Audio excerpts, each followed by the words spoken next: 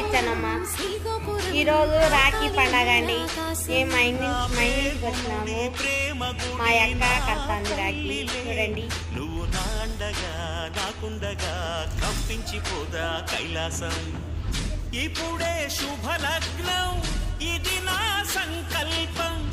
విధినే ఎదిరిస్తా నీ సాక్షిగా.